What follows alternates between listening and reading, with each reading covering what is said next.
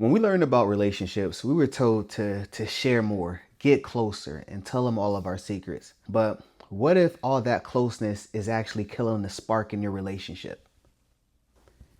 In practice, in reading Esther Perel's book, Mating in Captivity, I've started to ask some really uncomfortable questions when I'm working with my clients and in my personal life. Is the closeness that we have ruining the relationship as opposed to keeping some mystery or some novelty to spark things up? Personally, I'm a big believer in polarity.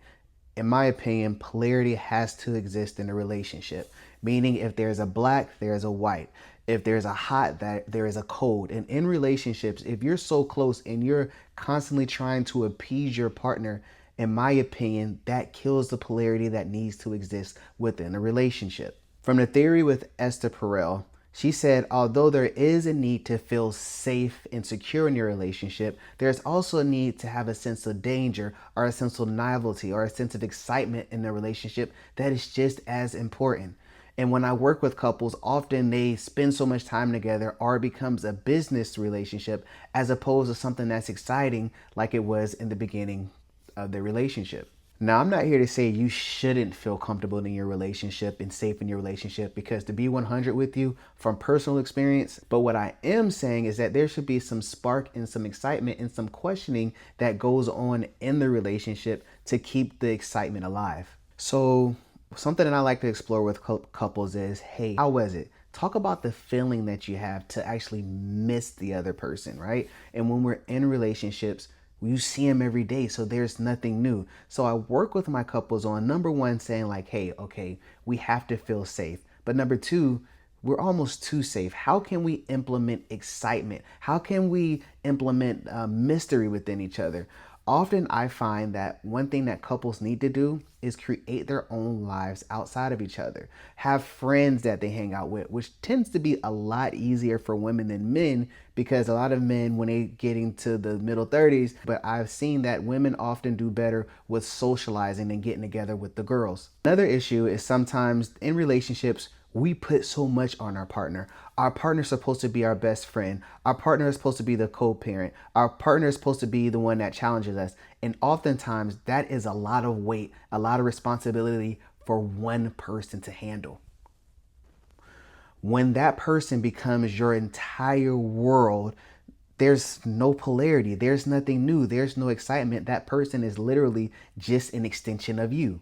But I think what's even better is within your relationship, there being some novelty, you doing something new, you wondering, what is my partner up to, and building that desire within each other. So yes, you can still do those cute little cuddly things, but then also have that life outside of your relationship, which a lot of couples, when they come see me initially, are uncomfortable with, because the relationship at that point is their life.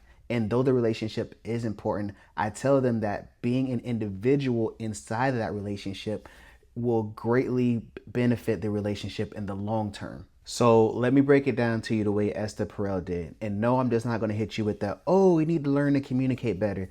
That cliche stuff is not what's going to save relationships nowadays. So number one, you got to remember, you are two separate people. You don't have to do everything with each other. And despite what people may tell you, it's totally acceptable to have separate friends.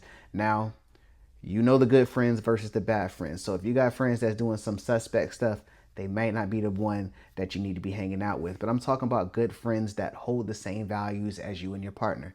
Next, stop trying to know everything about each other. I believe that it is important to have an open relationship, but I also feel like that kills the mystery.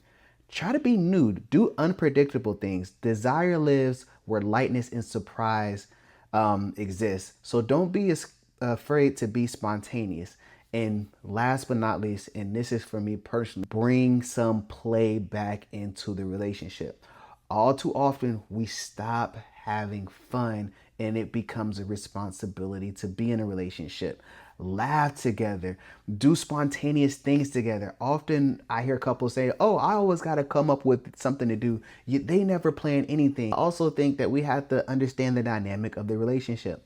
Somebody may be a better planner than the other one. That doesn't make them bad. The one person feels like they're not appreciative of what they do.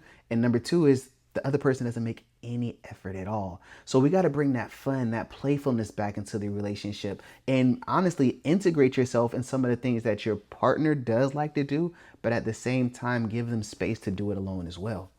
So if you've been in a relationship for 5, this is your wake up call. This is your opportunity. This is the aha moment of somebody saying, yo, if I want to get my relationship back on track, if I want us to thrive, I gotta try something new. We gotta have fun. We have to be spontaneous, and we gotta do things outside of each other. And all you people that just got together, you're in the situationships, or you're just trying to figure each other out. Let their boys, let them hang out with your girls, and just probably afterwards be like, hey, after you do that, won't you come through and we hang out a little bit? That shows that yes, you can have your own life, and number two, hey, I'm over here thinking about you. So what I want y'all to understand is loving somebody is not being closer with somebody every minute of the day. Loving somebody is allowing them the space to have to adventure out and being warm when they come back. I know it can be scary, but in that space is where desire grows. Having some distance isn't the enemy, it's the hero. I want you guys to really try some of these techniques and let me know how it works for you.